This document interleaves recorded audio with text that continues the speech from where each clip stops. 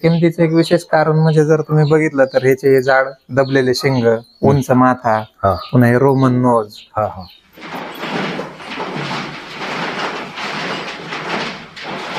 सुरुवातीला तुम्ही आणल्या त्या शेळ्या कुठल्या, त्या पलीकडच्यात का सुरुवातीच्या? आणि हे तुमच्याकडे आल्याच्या नंतर मध्ये सध्या खूप डिमांड आहे शेळीसाठी.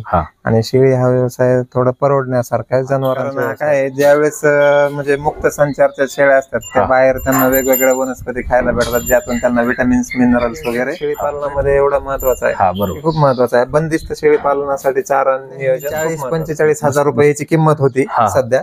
पण ज्यावेळेस ही 2 ते 3 वेताची होईल ना, त्यावेळेस तिची 1 लाखाची पण लय नाव ठेवायचे. म्हणजे ते काय म्हणायचे की एवढं महाग आणलंय पण यांच्याकडून एवढं महाग जाईन का. पण आम्ही 1 वर्षामध्येच आपण चालू करून पैसा कमवावा किंवा नाव मोठं करावं. पण एवढं फास्ट मध्ये होण्याचं हे नाही. त्याच्यामध्ये यश असतं, यशामागे अडचणी पण असतात. त्यावेळेस मग आमचे जवळपास 15 ते 20 पिल्ले दगावले.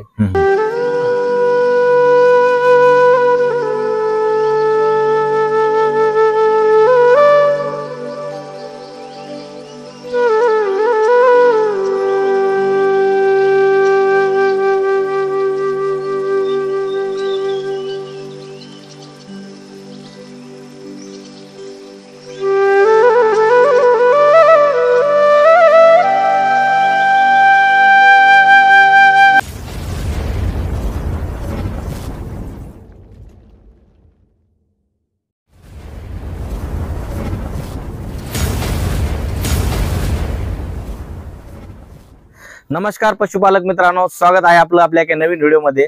पशुपालक मित्रांनो, आपण आपल्या चॅनलवरती बरेचसे व्हिडिओ पाहितले, शेळी पालन, कुक्कुट पालन किंवा इतर व्यवसायाचे यशोगाथा. तर मित्रांनो, सध्या आपण आहोत शिरूर कासार तालुका, रायमाव गावापासून अवघ्या 3 किलोमीटर अंतरावरती भानकवाडी रोडला धनगरवाडी म्हणून गाव आहे. तर या गावामध्ये सध्या आपण आहोत आणि इथं आपण पाहणार आहोत बिटल शेळी पालन. इकडे जर तुम्ही पाहिलं तर तुम्हाला इकडे चारा लागवड केलेली दिसते, इकडे तुम्ही पहा. आणि त्याच्या साईडलाच फार्म आहे. तर हे पाठीमागं तुम्हाला फार्म दिसतंय. तर हे आहे 2 बंधूंचं फार्म. तर शेतकरी मित्रांनो, हे जे फार्म आहे बिटल जातीचं शेळी पालन या फार्मवरती चालतं. तर हे जे शेळी पालन आहे कशा पद्धतीने चालतं, काय चालतं, सविस्तर माहिती आपण पाहणार आहोत. एकदम पाहण्याजोगं हे शेळी पालन आहे मित्रांनो. तुम्ही माझ्या पाठीमागं पहा, तुम्हाला हे फार्म दिसतंय, आपण पाहूया. हे जर तुम्ही फार्म बघितलं, एकदम सिस्टमॅटिक पद्धतीने हे बनवलेलं आहे.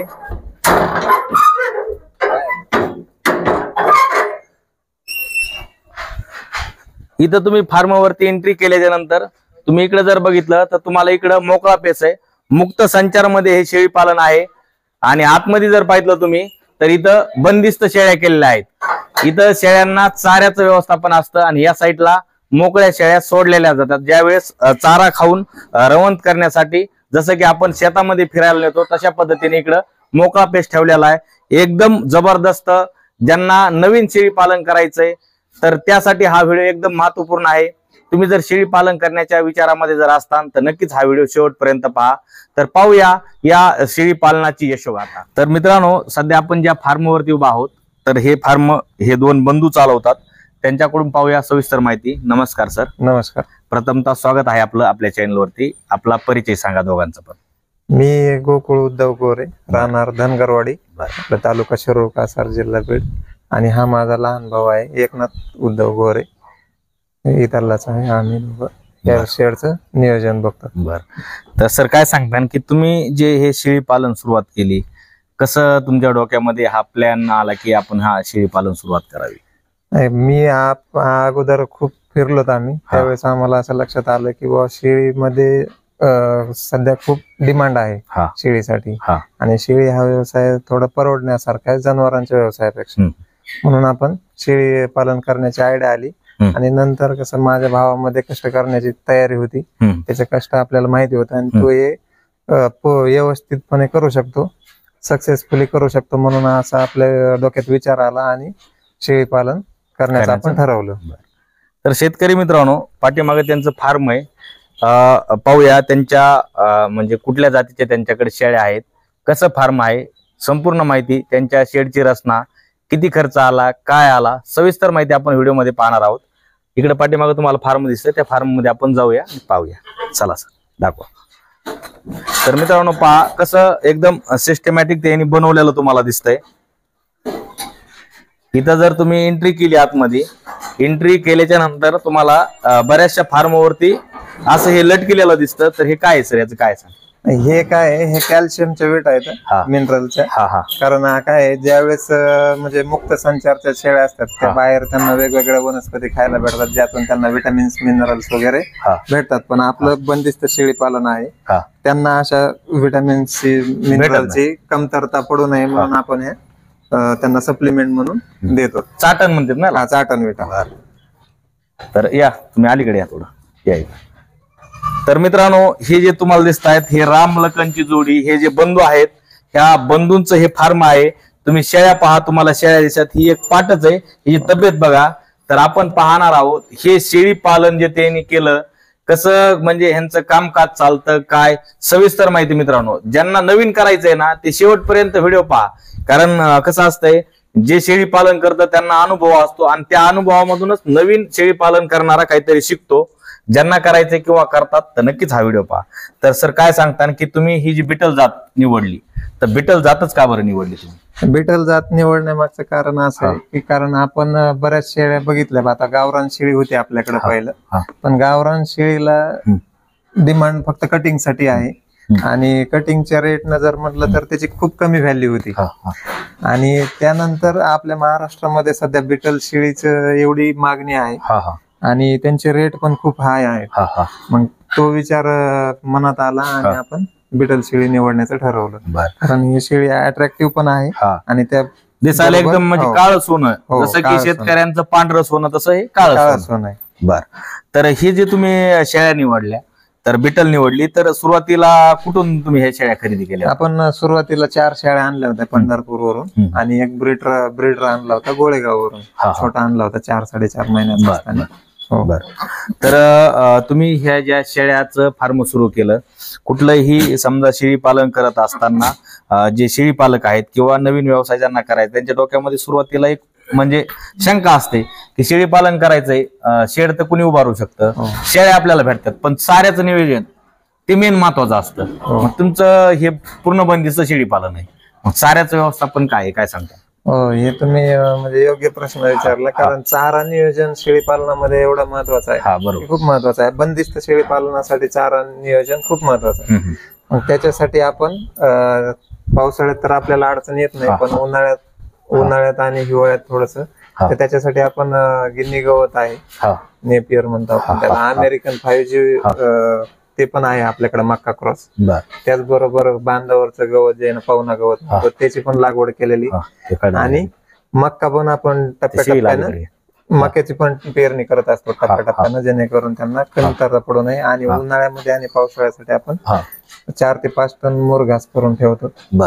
आणि भुसकट पण, तुरीचा भुसकट हे सर्वात मेन चारा आहे. भुसकट, सोयाबीनचं भुसकट ह्याची पण आपण स्टॉक करून ठेवलेला असतो, 3-4 महिने पुरेल एवढा स्टॉक करून ठेवलेला असतो.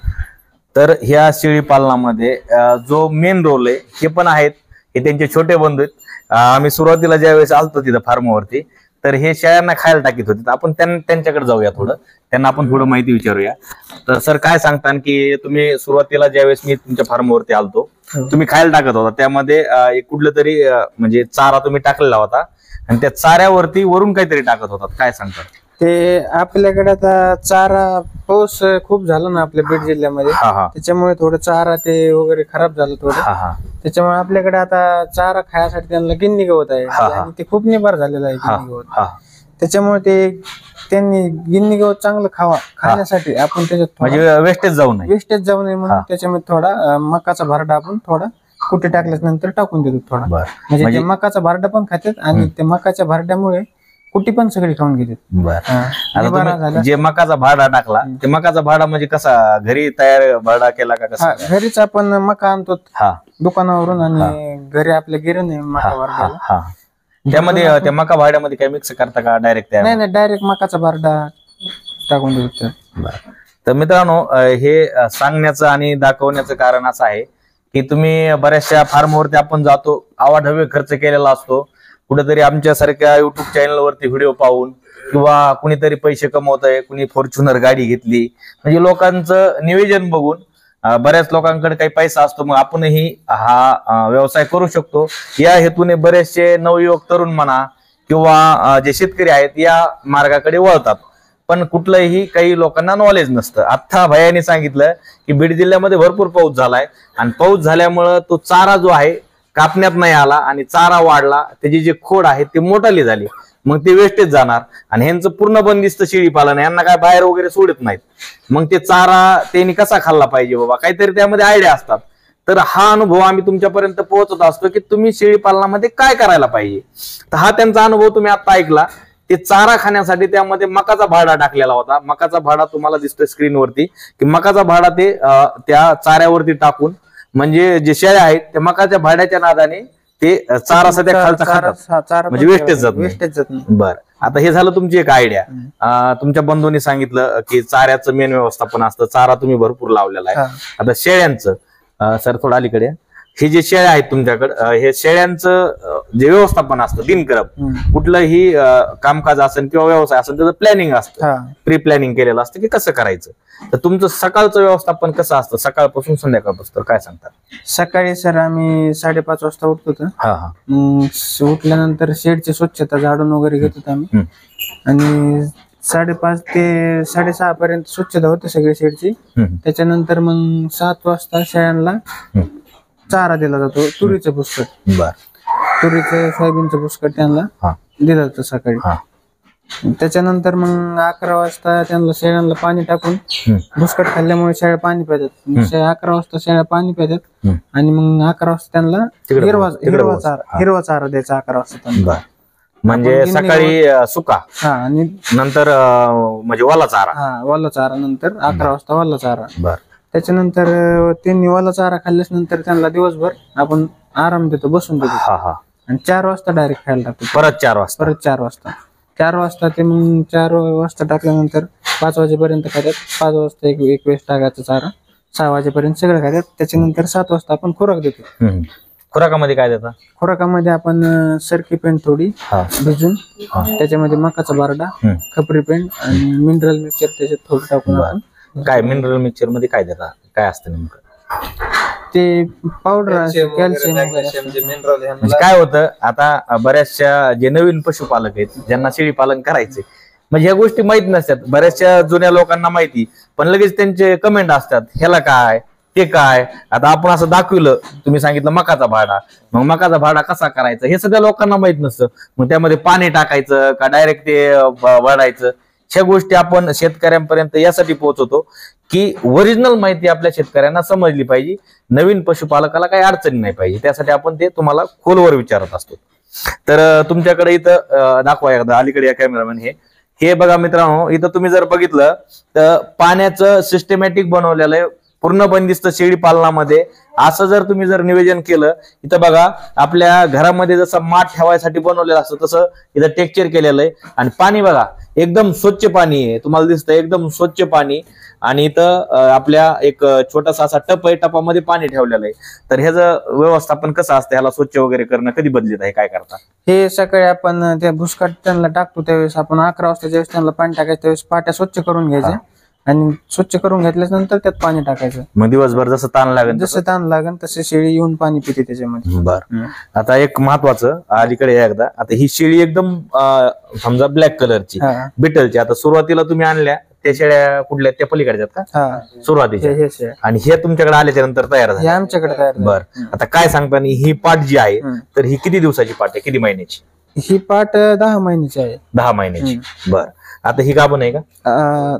2 महिन्याची गाभण आहे. 2 महिन्याची. बर, तर समजा आता ही जी पाट आहे बिटलची, तर आपण जे गावरांचे बघतो, गावरांच्या ज्या पाट्या आहेत थोड्या अंगामध्ये ह्यामध्ये जास्त भरलेल्या नसतात, हे कसं पैलवानासारख्या दिसतात, गबरूची जसं तब्येतीत समजा त्या पद्धतीने. तर ते तुम्ही सांगितलं.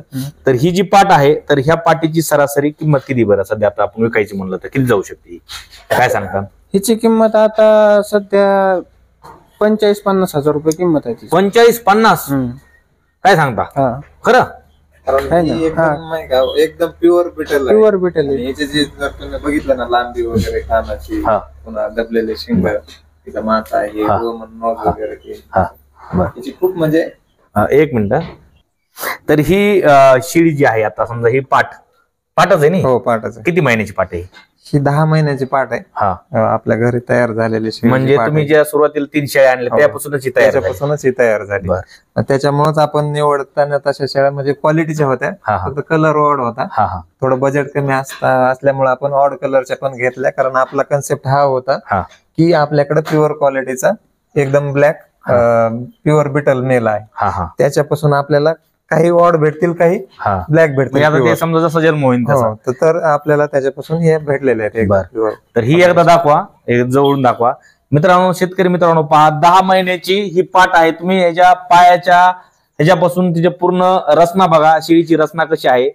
असं थोडं मागून दाखवा. तर ही जी शेळीची रचना तुम्ही जर पाहिली, आपण दाखवतो यासाठी एवढं जवळून. ह्याची कानाची लेंथ बघा, ह्याला म्हणायचं बिटल शेळी. ही कुठली क्रॉस वगैरे नाही, मेन ह्यांचं जे मेल आहे तर बिटलचं बोकड आहे, आपण ते पण पाहणार आहोत.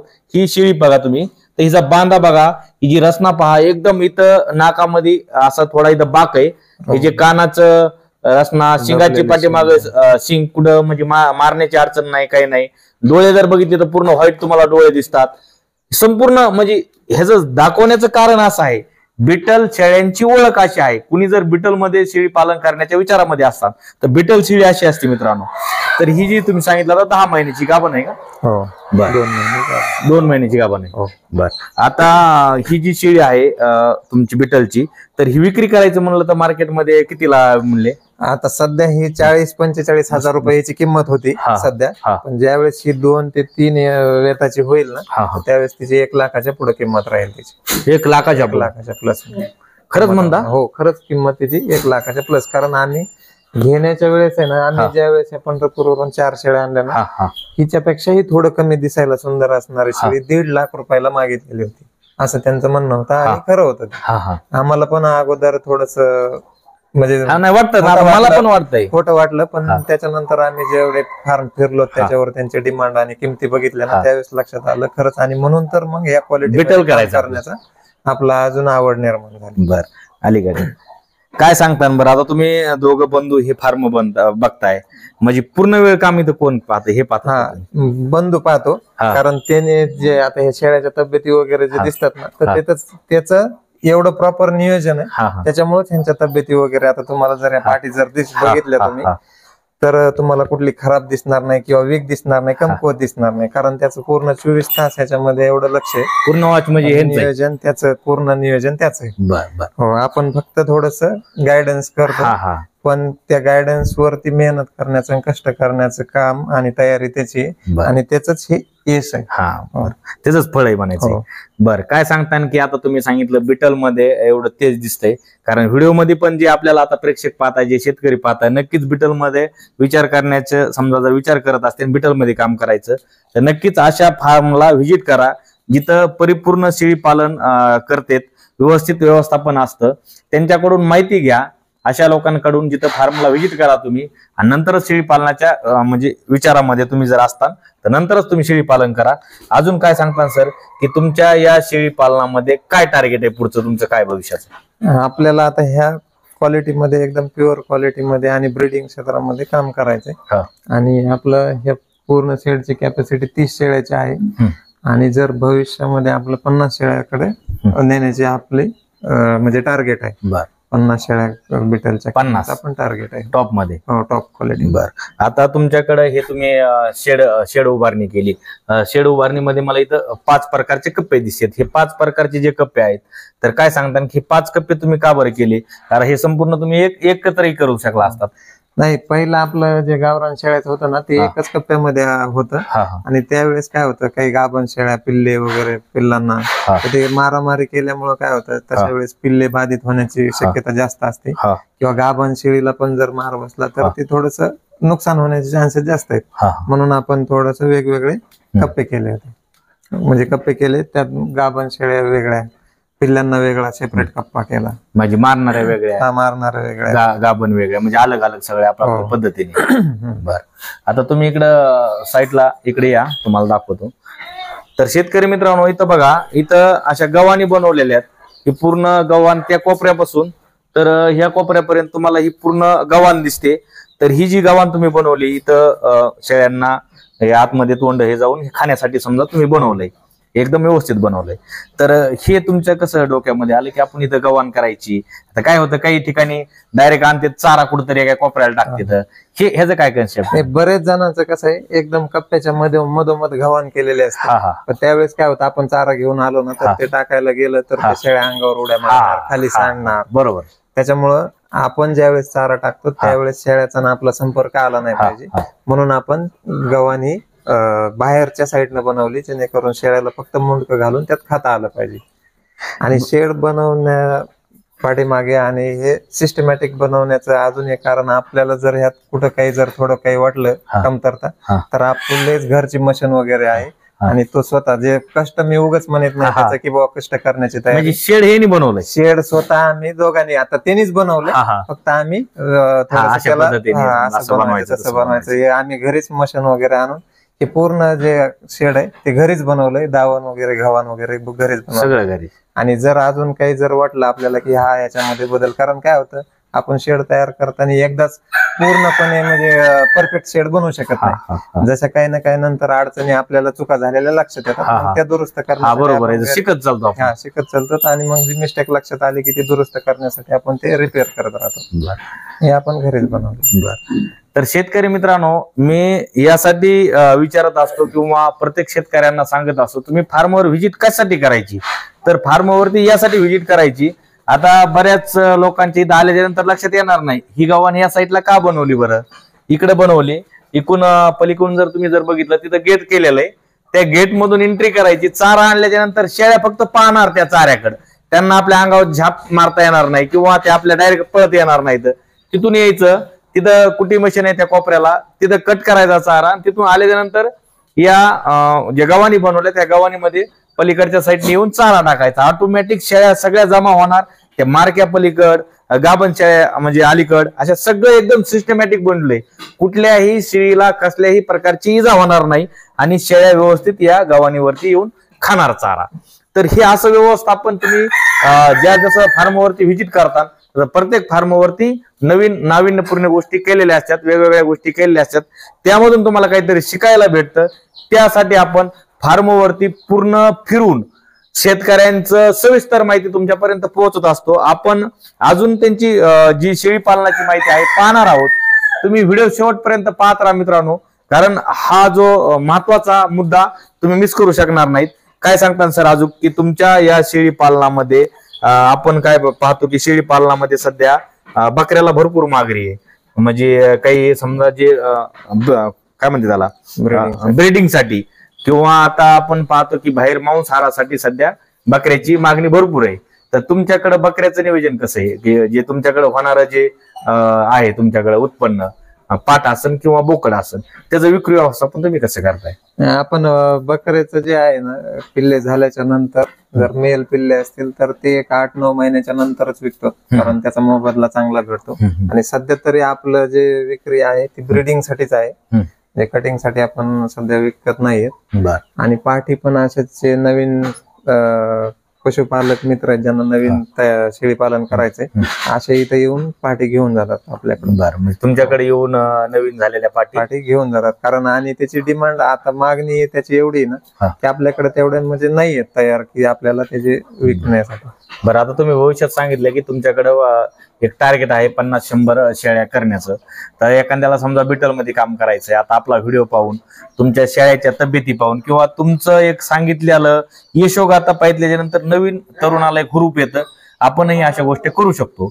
त्यासाठी तुमच्याकडे समजा भविष्यात जर पाटी तयार झाल्या किंवा ब्रीडिंगसाठी बकरे तयार झाले तर तुम्ही ते खरेदी म्हणजे लोकांना विक्री करू शकता का? हो, करू शकता. आता आपण जे नवीन पिल्ले तयार, आता पहिल्या वेळेस जे पिल्ले झालेत ते आपण ठेवलेले आहेत. बर, आता जे नंतर पिल्ले होतील ते आपण विक्री करणार आहोत.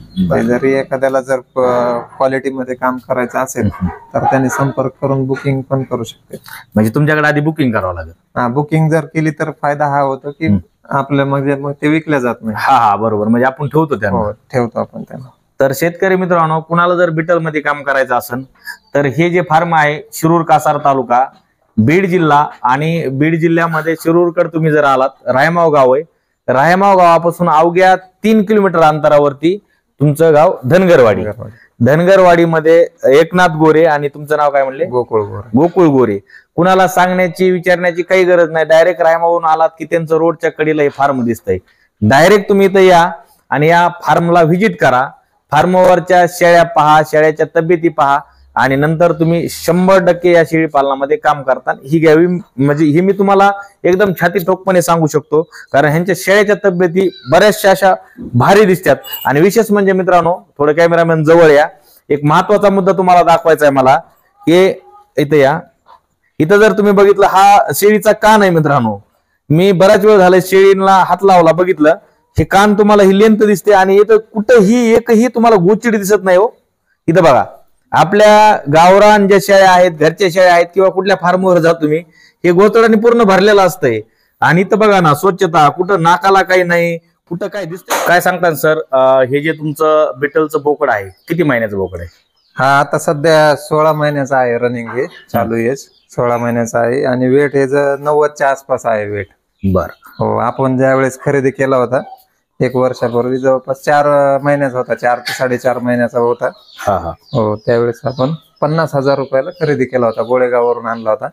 50,000 रुपये? हो, 50,000 रुपयाला गोळेगाववरून 4 ते 4.25 महिन्याचं पिल्लू होतं, त्यावेळेस आपण खरेदी केला होता. आता ह्याला जास्त पैसे देण्यामागचं कारण हे आहे की आपण ज्या फार्मवरून हा मेल खरेदी केला ना, तर त्यांच्याकडे जो ब्रीडर आहे तो पंजाबचा आहे, प्युअर बिटल जातीचा मेल आहे, त्याच हे पिल्लू आहे. त्याच्यामुळे, आणि जर याच्या किमतीचं एक विशेष कारण म्हणजे जर तुम्ही बघितलं तर ह्याचे हे जाड दबलेले शिंग, उंच माथा, पुन्हा हे रोमन नोज, हे कान वगैरे लांब कान, कानाची लेंथ एकदा दाखवा. कानाची लेंथ, हे कानाची लेंथ आणि विड्थ बघायचं. आणि सगळ्यात महत्वाचं म्हणजे बिटल, सगळ्यात महत्वाचं बिटल ओळखायचं म्हणजे ही त्याच्या पायाची रचना पाहतो. हे वरपासून तर खालपर्यंत जे त्याचा पाय पूर्णपणे फ्लॅट आहे, म्हणजे तुम्हाला खाली बारीक दिसणार नाही. बरेचसे तुम्ही मेल, मोठमोठाले मेल बघितले असतील, पण त्यांचा खाली पाय बारीक बारीक होत जातो. तसं ह्याचा नाही का, पूर्ण फ्लॅट पाय. आणि बरेचशा बोकडांचे म्हणजे कान खूप लांब असतात, ते कसं आपलं सोजत शेळी क्रॉस करून पण खूप 20-20, 25-25 इंच लांब कान तयार झालेले आहेत. पण जर प्युअर बिटल जर म्हटलं, खरं पंजाबी बिटल, तर त्याच्या कानाची लेंथ 15-16 इंच, आणि पायाच्या स्ट्रक्चर मध्ये हे दिसलं पाहिजे आपल्याला, जाडी, त्याची बोन साईज चांगली दिसली पाहिजे, म्हणून त्याची किंमत जास्त होती. बरं, आता ह्याची काय किंमत असेल बरं सरासरी? आता विकायचं म्हणलं, आता जर विकायचं म्हणलं तर आपण ते 1 लाख ते 1.25 लाखापर्यंत 1 ते 1.25 लाख होती. हो, शेतकरी मित्रांनो, बिटलचं जे ब्रीड असतं, बिटलचं जे ब्रीडिंगसाठी बोकड म्हणजे बऱ्याचशा फार्मवरती क्रॉसिंगसाठी वापरतात, ते आपण बघतो की मी या बऱ्याचशा फार्मवरती बघितले, एकदम लहान असायचे. हे जर बघितलं तर ते काय म्हणजे रानडुकरासारखं एकदम असं जामची जाम हे बकरं दिसते. किती महिन्याचं म्हणले सध्या? आता 16 महिन्याचं. ह्याची जर तुम्ही हाईट बघितली की आपल्या कमराच्या वरती ह्याची हाईट आहे. ह्याचा पूर्ण बांधा बघा, मजबूत बांधा. आणि जे व्यापारी असते तिथं असं पकडतात, हे असं दोन्ही हातामध्ये बसत नाही, ह्याचं कंबर दोन्ही हातामध्ये सध्या बसत नाही, एवढं ह्याचं हे साईज आहे. आणि जी बिटलची ओळख असते ती कानावरती, नुसत्या कानावरती नसते मित्रांनो. हे कानाची लेंथ तर लांब आहेच, पण त्याचं जे शिंगाची रचना असते ती शिंगाची रचना अशा पद्धतीने असते, बॅक साईडला असे शिंग गेलेले असतात की मारण्याची भीती नाही. आणि इथं हे बाग बघा मित्रांनो, हा बाग जर बघितला तुम्ही तर असा बाग असतो. आणि हे जे डोळ्याची पण जर ओळख जर तुम्हाला अशी व्हाईट कलरची डोळ्याची ओळख असते. चल थोडं पलीकडे या. तर हे बोकड 16 महिन्याचं आहे. त्यांनी ज्या वेळेस सुरुवातीला हे बोकड आणलं तर त्यावेळेस किती महिन्याचं होतं म्हणले? 4 महिन्याचं बोकड 50,000 रुपयाला. आणि आता जर ह्याला जर विक्री जर करायचं म्हटलं, ह्याची मागणी कितीपर्यंत जाऊ शकते? 1 लाख ते 1.25 लाखाच्या आसपास जाऊ शकते. 1 ते 1.25 लाख म्हणजे तुमच्या 2 बैल जोड्याची किंमत आहे. तर शेळी पालन यासाठी परवडतं मित्रांनो. तर असं जर समजा बिटल शेळी पालन तुम्ही करण्याच्या विचारामध्ये जर असताना, तर असं ही बिटलची ओळख आहे. आणि सरांनी सांगितल्याप्रमाणे ह्याची किंमत खरंच एवढी मी फर्स्ट टाइम ऐकून अवाक झालोय. कारण आपण ज्यावेळेस एखाद्या फार्मरला म्हणजे जे बिटल शेळी पालनामध्ये काम करतात फोन जर लावला, तुम्हाला अशाच किमती ऐकायला भेटते. आश्चर्य वाटू नको म्हणून आपण तुम्हाला सांगतो. तर काय सांगता? आणि ह्याचे जे किंमत आहे ना आपल्याला आम्हाला पण घेताना खूप महाग वाटली होती. म्हणजे तेवढे पैसे तेवढ्या महिन्याच्या पिल्लांना खूप महाग वाटले होते. पण बांधून टाकायला पण नंतर असं लक्षात आलं की हा तोट्यात जात नाही. कारण ह्याची किंमत आपण जेवढी जास्त दिली ना तेवढी जास्त पटीने वाढली पण ह्याची किंमत. आणि किंमतच नाही वाढली तर ह्याच्यापासून जे आपल्याला पिल्ल तयार झाले जे मगाशी आपण बघितले ना तर ते एकदम प्युअर क्वालिटीचे तयार झाले तर त्याच्या कितीतरी पटीनं त्याची किंमत वाढते. मग आपल्याला बऱ्याच वेळेस वाटतं आपण एवढ्या महाग शेळ्या आणायच्या मग कधी फिटणार असं वगैरे. पण ती फिटायला पण टाइम लागत नाही. ती एक सोन्यापेक्षा पण अनमोल आहे. सोनं तरी आपल्याला घेऊन सांभाळत बसावं लागतं. सोन्यापेक्षा पण अनमोल आहे. जर आपण ते त्या पद्धतीने जर व्यवस्थित संगोपन केलं तर ते त्याच्यापेक्षा पण जास्त फास्ट. आता सुरुवातीला तुम्ही ज्यावेळेस ही सुरुवातीच्या शेळ्यात ही ह्या दोन आता ह्याचा व्हाईट कलर आहे. बिटल मध्ये जास्त करून उस्मानाबादी आणि बिटल ब्लॅकला जास्त मागणी आहे. तुम्ही हे ज्या व्हाईट आणल्या बोलता बोलता सांगितलं की शेळी पालन करायचं होतं आणि थोडा भांडवलाचा प्रश्न होता त्यामुळे आम्ही व्हाईट शेळ्या निवडल्या. तर व्हाईटची किंमत खरंच कमी असते का? व्हाईटची किंमत जर क्वालिटी असेल तर किंमत एवढी कमी होत नाही. पण कसं लोकांचा बघण्याचा दृष्टिकोन थोडासा हेच होतं. कुणाला बी जर क्वालिटीमध्ये काम करायचं असलं तर कुणाला पण वाटतं की बा आपण मग चांगल्याच हिने तयार करावं. म्हणजे ब्लॅकला थोडस लोक प्रिफर करतात. जास्त नजर लोकांची ब्लॅकवर आहे म्हणून थोडस त्यांची डिमांड थोडी जास्त असल्यामुळे थोडी किंमत त्यांची जास्त आहे. ह्या सुरुवातीच्या ह्या दोन तुम्ही किती 3 आणल्या होत्या? सुरुवातीला आपण त्या आणल्या होत्या 4 आणल्या होत्या. हो बर. तर आता तुमचं एक महत्वाचा प्रश्न राहिला की तुम्ही ह्या शेळी पालनामध्ये आपण बोकडाची माहिती पाहिली, शेळ्यांची पाहिली, तुमचं चारा व्यवस्थापन. पण कसं असतंय सर की नवीन जे व्यावसायिक आहेत किंवा नवयुवक तरुण सध्या व्यवसायाच्या शोधामध्ये नोकऱ्याचं थोडी कमतरता आहे. बऱ्याचशा तरुणांना वाटतं की आपण असं एक आदर्श शेळी पालन करावं. त्यांच्यासाठी काय सांगता? शेळी पालनाची सुरुवात कशी करायला पाहिजे काय? आता बरेच म्हणजे नोकऱ्याच्या त्याच्या ह्याच्यात बरेच जण असतात. नोकऱ्यामध्ये आता नोकऱ्या पण खूप कमी स्पर्धा आहे, भरपूर स्पर्धा तर आहेच. आणि आता तर एआयचा जमाना आला. बऱ्याच लोकांच्या नोकऱ्या खाल्ल्या. जसं त्या एआयनी जसं आपले फोटोग्राफर आहेत त्यांचे पण नोकऱ्या खाल्ल्यात. इव्हन ड्रायव्हिंगच्या सुद्धा नोकऱ्या ऑटोमेटेड गाड्या आल्यात. एआय मध्ये फोटोग्राफरच्या नाही सर. आम्ही सध्या हे ओरिजिनल दाखवतो ना हे सध्या लोकांना एआय वाटतं कधी. मग ते आणि बरंचसं काही आता काही दिवसांनी शिक्षक सुद्धा सगळं डिजिटल एज्युकेशन होऊन जर शिक्षकाची सुद्धा गरज पडणार नाही एवढं. मग तशा काळात आहे ना आपल्याला जर टिकायचं असेल तर आपल्या स्वतःचा व्यवसाय असणं किंवा काहीतरी उद्योग असणं खूप गरजेचं आहे. त्या कन्सेप्टनच आपण हे चालू केलं होतं. बर. नाही आपले जे नवयुवक तरुण आहेत त्यांना काय सांगता की शेळी पालनामध्ये तुम्ही तुमची समजा तुमच्या पद्धतीने ही जात निवडली, पण नवीन तरुणासाठी काय सांगता की शेळी पालनाची सुरुवात किती शेळ्यापासून करायला पाहिजे? शेडचं व्यवस्थापन कसं असायला पाहिजे? शेळी पालन ज्याला समजा जे शेळी पालन करायची इच्छा आहे त्यांनी कधी सुरुवात करताना ना थोड्या शेळ्यापासून करावी. कारण काय होतं बऱ्याच जणांचं बघून ह्याच्यातलं स्कोप बघून प्रत्येकाला वाटतं एका वर्षामध्येच आपण चालू करून पैसा कमवावा किंवा नाव मोठं करावं. पण एवढं फास्ट मध्ये होण्याचं हे नाहीये. जर तुम्हाला करायचं असेल तर 4-5 शेळ्या किंवा जास्तीत जास्त जर तुमच्याकडे भांडवल बऱ्यापैकी असेल तर 10 शेळ्या 10 शेळ्या असं तुम्ही चालू करू शकता. त्याच्या मागचं कारण असं आहे की जर आपण खूप मोठ्या शेळ्या आणल्या कारण यांची मागणी म्हणजे किमती जास्त आहेत तर तुम्ही जास्त इन्व्हेस्ट केली आणि तुम्हाला सुरुवातीला ह्या क्षेत्रामध्ये अडचणी काय आता प्रत्येक क्षेत्र असतं त्याच्यामध्ये यश असतं, यशामागे अडचणी पण असतात. बरोबर. मग ह्याच्यामध्ये पण भरपूर अडचणी येतात आणि त्या सगळ्या अडचणी सुरुवातीलाच येतात. नंतर जो त्याच्यामध्ये स्टेबल झालाय ना त्याला अडचणी येत बी नाहीत आणि आल्या तरी तो त्याला हरकत नाही. जे सुरुवात करतात ना सगळ्यात जास्त अडचण त्यांनाच येतात. सुरुवात केल्यावरच अडचणी येतात. मग त्यावेळेस जर आपण खूप मोठ्या शेळ्या आणून खूप मोठं इन्व्हेस्टमेंट करून जर तयार केला ना अशी अडचण आली की जे आपल्याच्याने हँडलच नाही झाले, आपल्याला अनुभव नसतो आणि जर मग त्यात आपण लॉस मध्ये गेलो खचलो तर काय होतं आपल्या ह्या क्षेत्राबद्दल निगेटिव्ह विचार होतो. आपण पुन्हा हे आपण तर करत नाही पण दुसऱ्या 10 जणाला पण नका करू म्हणून असं मिसगाईड करून देतो. त्याच्यामुळे कधी सुरुवात करताना तुम्ही थोड्या मग नंतर जसं जसं तुम्हाला जमल ना तसं तुम्ही मग किती पण वाढवा, काही अडचण नाही. जसं तुमची कॅपॅसिटी किंवा तुम्हाला हे होईल तसं तुम्ही वाढवू शकता. पण सुरुवात कमी मधून केलेली चांगली राहील. आता तुम्ही हे जे शेड बनवलेलं आहे हे पूर्ण शेड ही तुमची जागा किती बाय कितीची सगळी ही टोटल? आता ही पूर्ण जागा जी आहे म्हणजे मोकळा स्पेस धरून ही जागा 7 गुंठ्याची आहे. 7 गुंठे. आणि शेड आपलं जे आहे 50 बाय 30 फूट आहे. तर त्यामधलं सुरुवातीला आपण 50 बाय 30 फुटच आपलं 50 बाय 16 फूट बांधलेलं होतं. पण नंतर आपल्याला असं अडचण आली की पाऊस वगैरे जास्त मध्ये यायला लागला, म्हणून आपण अजून एक 30 फूट वाढवलं पुढं. बर. तर ह्याला एक तुमचं समजा कंपाऊंड साईडला पत्र लावलेले आहेत, मजबूत अँगल वगैरे आहेत, काही ठिकाणी मला जाळी पण दिसते. तुमच्याकडे आतमध्ये थोड्या प्रमाणामध्ये कोंबड्या आहेत, तर त्यासाठी तुम्ही ती जाळी लावलेली साईडला.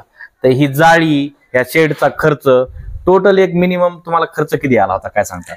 आता हे खर्चाचं जर बघायला गेलं म्हणजे एक असं एक अंदाजे आपला एक अंदाजे खर्च ह्याला एक 5 लाखापर्यंत आलेला आहे आपल्याला. 5 लाखापर्यंत. म्हणजे त्यात शेळ्याची पण इन्व्हेस्टमेंट आली. शेड प्लस शेळ्याची इन्व्हेस्टमेंट 5 लाख. आणि त्याच्यातून आपली बचत ही झालेली की हे शेड आपण घरी मारलेलं आहे. मग त्याचं जे बनवण्याचा, शेड बनवण्याचा मजुरी तेवढा आपलं वाचलेला आहे. शेळी पालनामध्ये ते एक महत्वाचं आहे की आपण बचत बी करायला पाहिजे. बरोबर आहे ना. आपण नाही का जर पैसा आहे म्हणून जर कशात पण गुंतवत राहिलो तर त्यातून एवढं आपलं प्रॉफिट होणार नाही. प्रॉफिट तर आपलं मेन भांडवल असतं, हे मेन भांडवल आपलं शेळ्या असतात. थोडं होता होईल तेवढा हा यांच्यामध्ये खर्च करा, यांच्यामध्ये थोडासा इन्व्हेस्ट करा किंवा यांच्यावरती थोडा तुम्ही खर्च करा. तो इन्व्हेस्टमेंट म्हणून तुम्हाला रिटर्न पण चांगलं देईल. आपण हे घरी बनवलं.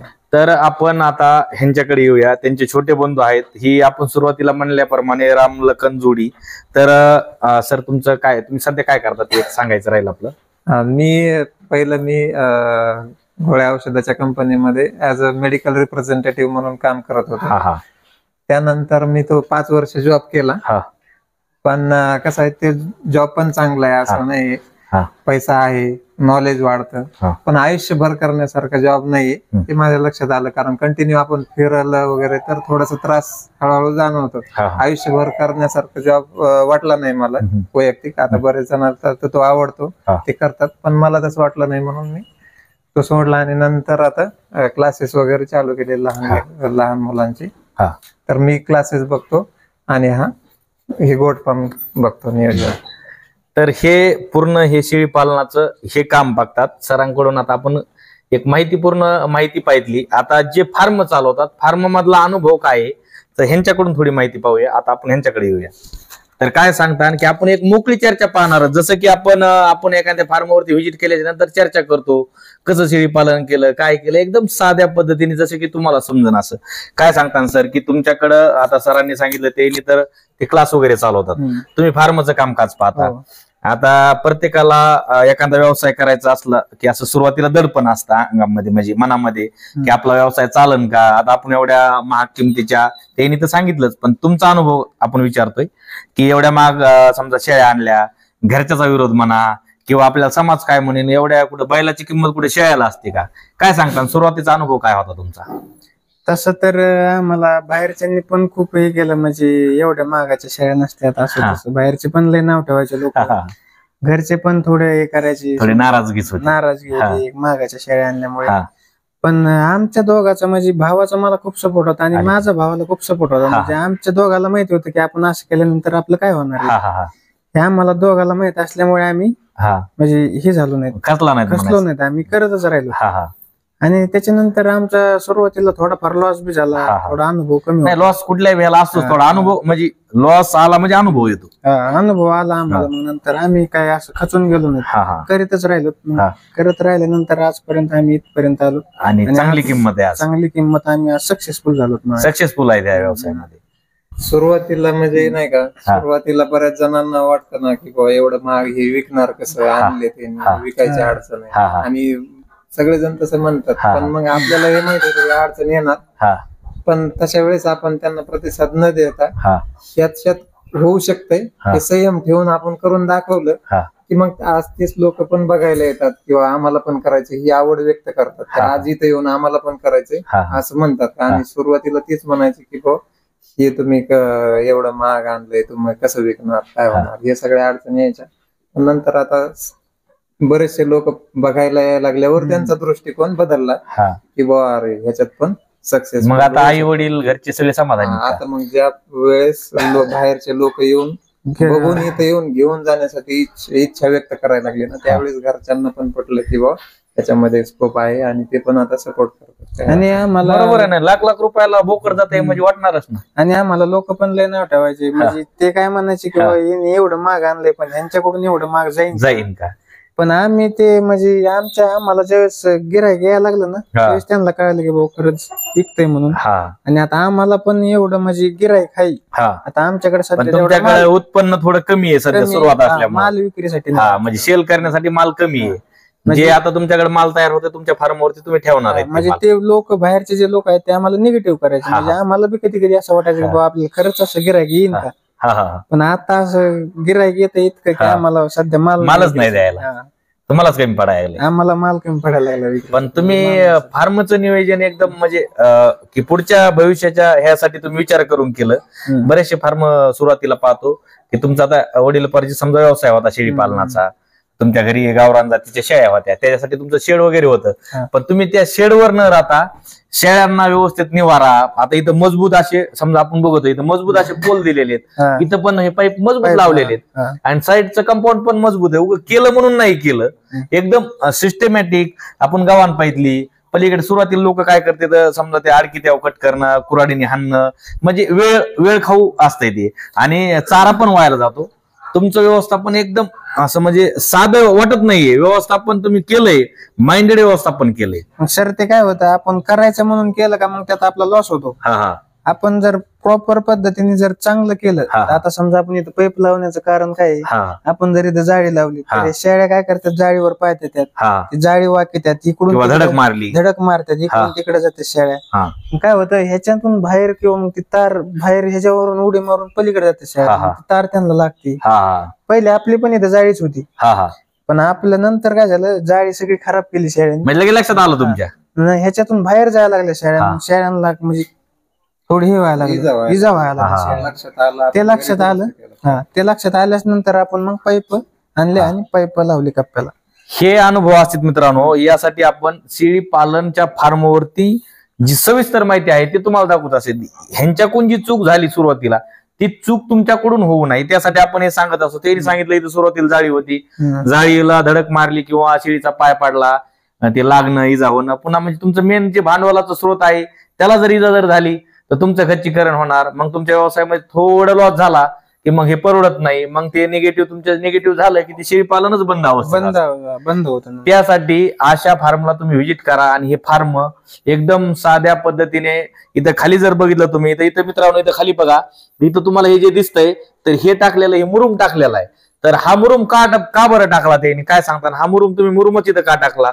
बऱ्याचशा फार्मवरती आम्ही व्हिजिट करतो, म्हणजे खेड्यापाड्यामध्ये मुरुम असतोय, पण काही ठिकाणी जर असं चांगल्या जर आपण स्टँडर्ड ठिकाणी गेलो तर तिथं असं सिमेंटचा कोबा केलेला असतोय. हे का बरं केलं तुम्ही? सर आता मुरुम टाकण्याचं कारण असं आहे, ह्याच्यामध्ये शेळ्यांनी लगवी जरी केली तरी ते पाणी असं त्याच्यात मुरत, ते मूर्त याच्यामध्ये चिखल वगैरे होत नाही. आणि आपण सिमेंटचा जर कोबा जर केलेला असला तर त्याच्यात ते मुरत नाही पाणी, काही ते तसंच राहतं, त्याच्यामुळे जास्त घाण होती. आणि ह्यात एक प्रकारची उब ह्याच्यात एक प्रकारची उब पण शेळ्यांना बसण्यासाठी चांगले. बर, आता तुमच्याकडे समजा जे आता बकरे तयार होणार आहेत किंवा ज्या पाटी तयार होणार आहेत, बऱ्याचशा शेतकऱ्यांना किंवा पशुपालकला एक प्रश्न असतो, आम्हाला कमेंट असतात की चांगल्या बकऱ्याच्या तब्येती होण्यासाठी किंवा शेळ्याच्या तब्येती होण्यासाठी आपण चारा तर देतोच त्यांना, पण खुराकामध्ये असं काय आहे का बाबा आयडिया की खुराक हा दिल्याने असं वेट होतं, त्याचं काय सांगतात? खुराकामध्ये म्हणजे खपरी पेंड आणि म्हणजे शेळ्या व्हायल्याच नंतर त्यांना सरकी थोडी जास्त नाही, सरकी आणि मकाचा भरडा. बर, जास्त मकाचा भरडा द्यायचा, कारण दूध येण्यासाठी सरकी पेंड आणि आपला मकाचा भरडा हेच लागतं. खपरे पेंडीने काय होतं, जास्त दूध येत नाही, त्यांच्या फक्त अंगावर चमक राहते. आणि जे आपले लहान पिल्ला आहेत ना करड, त्यांच्यासाठी खपरी पेंड, मकाचा बारडा आपण देऊ शकतो. बरं, किती महिन्यापासून सरासरी त्यांना हे पेंड आणि हे सुरुवात करायला पाहिजे? ते जर म्हणजे खायला लागले, करड ज्यावेळेस खायला लागतात का, म्हणजे गवत वगैरे खायला सुरू केलं त्यावेळेस त्यांना थोडं चालू म्हणजे स्टेप बाय स्टेपने वाढवत नाही त्यांना. मग थोडं आपलं त्यांना एक टाकायचं, एकदाच देऊन पण त्यांना जास्त खुराक जमत नाही, कारण की मग दुसरं काही हानी होती. मकाचा भरडा हा बऱ्याचशा ठिकाणी आपण फार्मवरती बघतो. आता मी बरेचसे फार्मचे व्हिडिओ घेतो, त्या फार्मवरती जास्त करून मला मकाचा भाडा म्हणजे असा आढळ, मकाचा भाडा बरेच जण म्हणतात. बरं, ह्या मकामध्ये आपली जी बाजारामध्ये भेटणारे मकाचे भरपूर प्रकार आहेत. म्हणजे गावरान मका आहे, ती मधु मका आहे, किंवा असे ब्रीड असतात जे की सीडचं असतं. तर त्यामध्ये तुम्ही आता हे जे तुमच्याकडे आता मकाचा भाडा तुम्ही दिला, हे कशी खरेदी केलेली मका? आपल्या घरी शेतामध्ये लावलेली का मार्केटमधून आणलेली मका आहे? कसं? आपल्या शेतामध्येच लावत असतो आपण मका. म्हणजे ही गावरान मका तीच एकदम समजा पौष्टिक आहे. पौष्टिक आहे. बर, आता तुमचं हे जे शेळी पालनचं हे जे फार्म आहे, यामध्ये बऱ्याचशा कोंबड्या तुम्ही ठेवल्या, त्यामध्ये हे काय कारण आहे? तर कोंबड्या ठेवण्याचं कारण एवढं आहे की शेळ्या म्हणजे गुचिड होऊ नये शेळ्यांना, त्याच्यामुळे आपण कोंबड्या ठेवल्या होत्या. कारण की आता तुम्ही बघताय शेळीच्या कानाला, कोणत्या पण शेळीच्या कानाला बघा, असं एक पण तुम्हाला गुचिड दिसणार नाही किंवा दुसरं काही दिसणार नाही तुम्हाला. एकदम असं स्वच्छ दिसतात शेळ्या, हे बघा. कारण की ते असं सगळे म्हणजे शेळ्या निर्माण राहतात कोंबड्यामुळे. त्यांच्या अंगावर असं शेळ्या जरी बसल्या ना अशा खाली, तरी त्यांच्या अंगावर जाऊन त्यांच्या अंगावर जरी एखादं किडकुलं काही जरी असं साधं, ते पण खात्यात कोंबड्या. शेळ्यांना काही होऊ नये गुचिड विचिड म्हणून आपण ते कोंबड्या ठेवलेल्या आहेत. बर, म्हणजे जे असे बंदिस्त शेळी पालन आहे त्यामध्ये अशा 10-20 कोंबड्या ठेवायलाच पाहिजे. 10 तरी कोंबड्या ठेवायलाच पाहिजे. कारण की जे बंदिस्त शेळी पालन आहे त्याच्यामध्ये म्हणजे सारखे एका जागेवर असते शेळ्या. तसं आपलं नाही, आपल्याला कंपाऊंड पण भरपूर मोठं आहे. आपण त्याच्यामध्ये सोडतो. कोंबड्या ठेवण्याचं कारण पुन्हा काय, आपला कोंबड्या बराचसा लॉस वाचवतात. कारण की आपले जे मेन इन्कम आहे ते आहे पिल्लं. आणि पिल्लांना जर काय एकदा गुचिड वगैरे झाले तर बरेचसे दगावण्याचे पण चान्सेस. बरोबर. मग ती पिल्लं दगावू नये म्हणून जर कोंबड्या आपण ठेवल्या आणि गुचिड जर होऊ नाही दिले तर पिल्लांच्या तब्येती चांगल्या राहतात, निरोगी राहतात, पिल्ले दगावण्याचे चान्सेस कमी असतात. अजून एक महत्वाचं की बरेचसे शेळी पालनामध्ये सगळ्यात जास्त खर्च म्हणजे उपचारासाठी होतो. बऱ्याचशा फार्मवर ते शेळ्याची जी पिल्लं आहेत, ढेंडाळी लागणं किंवा पिल्लू जन्मलं की ते म्हणजे दगावते जास्त पिल्ल. मेन स्रोतच तुमचा जातो शेतकऱ्यांचा. जे शेतकरी त्यांचं लक्ष नसतं. असे शेतकरी आहेत की लक्ष देणारे, पण काही शेतकऱ्यांच्या लक्षात येत नाही हे कशामुळे मेलं, याला काय झालं, आजारच समजत नाही. तुमच्या फार्मवरती असा अनुभव आहे का बरं? तुमच्या आता तुम्ही सुरुवात केल्यापासून असं पिल्ल मरण्याचं प्रमाण किंवा काही आजार आला असं काय सांगता? आमच्या याच्यावरती नाही का, सुरुवातीला आम्हाला म्हणजे तुम्हाला जसं मी मगाशी बोललो की ज्या वेळेस आपण काही करायला जातात ना, त्याच वेळेस आपल्याला सगळ्यात जास्त अडचणी येतात. मग आमच्या बाबतीत पण तसंच झालं. आम्ही ज्यावेळेस शेळी पालन केलं, शेड मारलं, शेळ्या आणल्या ना, मेन अडचण आम्हाला त्याच वेळेस आली. आणि अडचण आली ती पण साधी नाही आली, खूप मोठी आली. कारण आम्ही 3-4 जागेवरून, वेगवेगळ्या जागेवरून शेळ्या आणल्या आणि पावसाळ्याचा दिवस होता, तर त्यांना PPR ची लागण झाली होती. आणि त्यावेळेस मग आमचे जवळपास 15 ते 20 पिल्ले दगावले. मग त्यावेळेस आम्हाला म्हणजे खूप मोठी अडचण आली होती आणि असं निगेटिव्ह झालं होतं की शेळी पालन मध्ये थोडस आपण रॉंग डिसिजन असं वाटायला लागलं होतं. पण आपल्याला एवढं बी माहिती होतं की कुठलं जरी क्षेत्र जरी असलं तरी तिथं नुकसान धरूनच चालावं लागतं आणि त्यातूनच आपल्याला काहीतरी शिकायला भेटतं. म्हणून आम्ही त्याला न हे करता त्याला ट्रीटमेंट वगैरे करून तो शेडच्या बाहेर थोडस गेला PPR. आता मग त्यावेळेस जे अडचण आली आम्हाला ती आम्ही पुन्हा येऊ दिली नाही. कारण नंतर आम्हाला नंतर त्याच्यावर उपचार काय हे सगळं लक्षात आलं. त्याच्यानंतर एकही पिल्लू आमचं दगावलं. बरं, आता तुमचं हे जे शेळ्या आहे त्यांना लसीकरण वगैरे केलेलं आहे का? हो, लसीकरण खूप महत्वाचा विषय. शेळी पालनामध्ये लसीकरण हा सगळ्यात महत्वाचा आहे. कारण आपण जसं म्हणतो prevention is better than cure. कारण आजार आल्याच्या नंतर पुन्हा ट्रीटमेंट करत बसण्यापेक्षा अगोदर लसीकरण करून त्यांची इम्युनिटी चांगली ठेवली तर आपल्याला ह्या अडचणीला सामोरं जायची गरज लागत नाही. म्हणून लसीकरण खूप महत्त्वाचं. लसीकरण आता समजा ज्या आपल्या गावखेड्यामध्ये ज्या महिला शेळ्या, एक सिंगल शेळी असते, पण काहीकडं असं खांड शेळ्या असतात, त्याला काही लसीकरण वगैरे नसतं केलेलं. आता त्या शेळ्यांना बी लसीकरण करणं गरजेचं काय बरं? हो, नाही, आता त्यांचं पण थोडस कसं अवेअरनेस वाढलाय. ते पण आता जे मुक्त संचार ज्यांच्याकडे आहे, खताचं सगळं आलंय समजा, खाणं पिणं समजा, त्यामुळं. आणि कसं आहे आता त्या लोकांना पण कळलंय की आजार येतात आणि आजार जर आले तर पूर्णच्या पूर्ण लॉट पण खराब होऊ शकतो. म्हणून ते लोक पण आता लसीकरण करायला लागले. लसीकरण करणं गरजेचं आहे.